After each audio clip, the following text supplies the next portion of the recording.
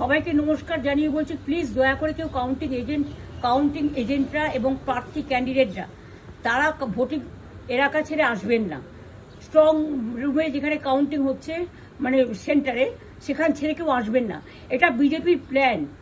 প্রথম 2-3 রাউন্ডে আমি কালকে থেকেই বলছি যে ওদেরগুলো আগে দেখাবে, আমাদেরগুলো পরে দেখাবে। এবং অনেক জায়গায় 2-3 রাউন্ড কাউন্টিং করার পরে প্রায় 100টা জায়গায় কাউন্টিং বন্ধ করে রেখে দিয়েছে। এবং কল্যাণীতে ধরা পড়েছে 7টা মেশিন, যেখানে কোনো মিল নেই। এটা টোটাল ফোর্স, পুলিশ সেন্ট্রাল ফোর্সকে দিয়ে চারিদিকে তৃণমূল কংগ্রেসের উপর অত্যাচার করছে, অফিস ভাঙছে, জোর করে দখল করছে।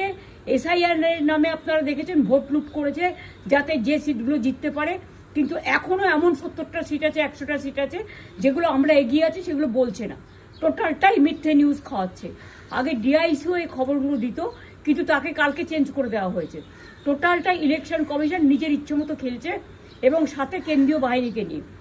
এবং আমাদের পুলিশরা টোটাল মাথা নত করে কেন্দ্রীয় বাহিনীর আন্ডারে কাজ করছে। সুতরাং আমি আমাদের কাউন্টিং এজেন্টদের, আমাদের সমস্ত পার্টির কর্মীদের বলবো, অত মন খারাপ করার কারণ নেই।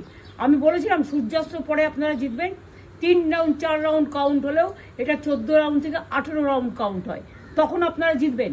Wait and see, watch. আমরা সবাই আপনাদের সাথে আছি, আপনারা কেউ ভয় পাবেন না, নিশ্চিন্তে থাকুন। আবার